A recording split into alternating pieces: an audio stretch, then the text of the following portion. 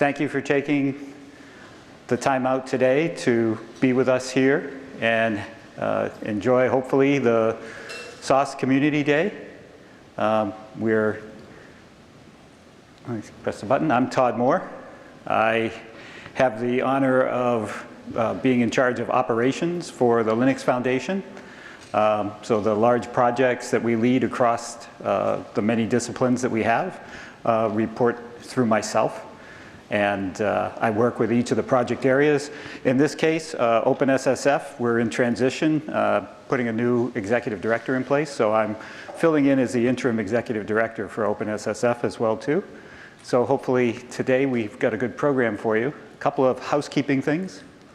First, thank you to Sonatype for being our sponsor today. We very much appreciate it. It helps us go and put these events on for everyone to enjoy. We have some significant new members. ARM, Fujitsu, Embraceable AI have all joined us as general members. And of course, yes, thank you for your leadership. And Ruby Central and Trifecta Tech Foundation have also come and joined us as well here now in our associate member program. If other nonprofits can come and join us, and we embrace that. We want to see everybody possible come and participate with the OpenSSF. So thank you very much again. So I've given this talk, and it usually takes quite a bit of time, but today we don't have a very long time. I think they gave me 5 minutes to talk about everything to set the day up, and I'll try to do it quickly. But the theme is, it's all up to you. Security is something that is everybody's responsibility, whether you're a developer, a consumer of it, an end user of the technology. There's things that you can do to be more secure. We're here as part of the Linux Foundation and the OpenSSF to really try to help that process along, provide tools, guidance, best practices so that you can secure the things that you do in your everyday life, but as well as the infrastructure and the things that are critical to all of us to have our world work smoothly. So I put this up for chuckles, but you know, my friends, they think that I run around the world and I give talks like this. So here I am in Japan giving a talk like this. But the reality is most of the time I'm pretty boring. I don't come out and do these talks. My mom, she thinks that I'm out there helping save the world, and I'm a Boy Scout and I'm doing good for the world. The folks who understand open source think it's all free software still and everything's hunky-dory and we're living in the 60s. Developers think that we have lots of money in the Linux Foundation to spend and help them, and that we will pay them. Well, guess what? We don't pay developers, right? In a couple of cases we do. Folks like Linus Torvald, I think the world would like to see him taken care of independently of any company. But for the most part, developers aren't paid by us. Hopefully the team thinks I'm the best boss, but realistically, we're the janitor, right? We provide the services that projects need in order to go out into the world and grow and be known to the world, and to do the things in a secure fashion. You know, we have marketing services, we do events like this, we provide them with legal guidance. Oftentimes that can be something that's really difficult for project maintainers and leads. We help them with the repositories and the systems, and we provide for them that environment that they can go and put their project in and know that it's going to be supported over time. And hopefully we do that well, but we really are there to be the support. And our motto is humble, hopeful, and helpful. At the Linux Foundation, and you may have seen this if you were here during Jim's conversation, if you're new and didn't come, you didn't get to see it, but we do all sorts of different things. One of the largest data projects in the world, creating new base maps and new details, is Overture Maps. Great project going on. It's here, it's part of the Linux Foundation. If you're into AI and you're training models, 2/3 of the world's models today are trained using PyTorch. It's another project that's here at the Linux Foundation. So AI is very much on our mind. We also have the LF AI and Data organization with about 70 projects in it. Hardware. We have instruction set architecture that's maintained here. RISC-V is that instruction set architecture. It's being used around the world. Billions of cores are being shipped using that technology. SALSA, so those of you who are here from the security standpoint know that we have a specification and tools to help you go through the various levels of security that you want to have around your project, and the attestation work that you want to go do there to help you pass on that information to others. Cloud controls, where the folks in Citi got together as part of Finos and came up with standards by which common cloud controls could be in place and security practices that go with that. And then things like SPDX, which help us with SBOMs. And software bill of materials is something that's now become very important to the world. And as various organizations around the world work to make sure that secure practices are in place, whether it's the CRA in Europe, the work that's being done here in Japan, or what CISA is doing in the US, SBOMs are going to place themselves as a very important part of that. So we are here collectively as a foundation, but as a foundry for innovation, and the projects that you'll find within the OpenSSF hopefully reflect that as well too. So this was a piece of work that's been done, and I think it goes back with Synopsys and Sonona type work that had been looking at developers and found that 98% of general code bases, that's including Android apps, contained open source. There's no real surprise in that. Very little software these days does not contain something that's open source. But the code in there, I usually say 70 to 90% of that code in the code base on average is open source code. So it's completely pervasive in everything that you use in your life. Open source is here to stay. And when you look at this, and I've seen much worse than this, the average number of packages nowadays is 524. But in analyzing projects and products over the years, I've seen upwards of 2,000 to 4,000 different sub-dependencies being pulled in as part of a product. So it's not just the few packages you have to worry about. If you're a developer on something very complex, it can be a daunting task to understand what that software bill of materials is and to maintain it as you go through time. And this is exacerbated because we're finding problems. Heartbleed, for me, was sort of a seminal point in time.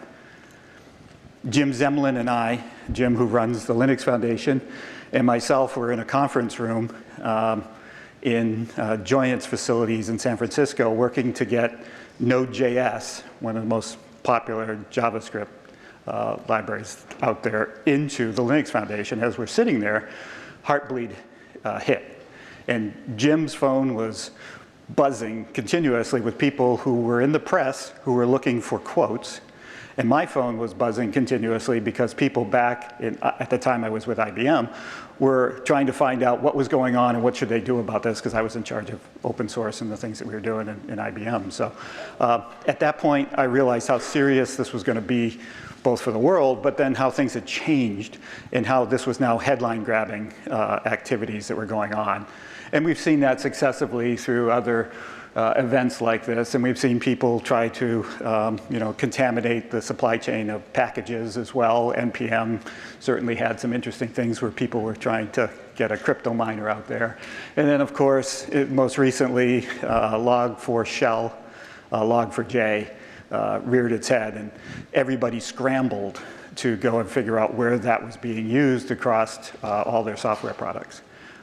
So this is here to stay. This is something that we have to deal with. The number of CVEs, when you look at a number that's close to 30,000 CVEs in a year, that's pretty significant to keep up with as a community. So at the OpenSSF, we're here. We're cross-industry. We view ourselves as a horizontal layer that will work with all the projects. The Linux Foundation itself has about 1,000 projects that are generally very significant to things done across the world. That's not the only folks who will be using that work that we're doing here in the OpenSSF. Things like the best practices scorecard work that we have 4,500 other projects across GitHub have picked up the badging that goes along with that. So it's being picked up, used, it's prevalent. We're working together with other open source security initiatives across the world. We're working with the regulators as well too. And we believe that as a touchstone, as a center of gravity for open source activity and security within open source activity, we can provide that one place to come and work together to push these issues forward.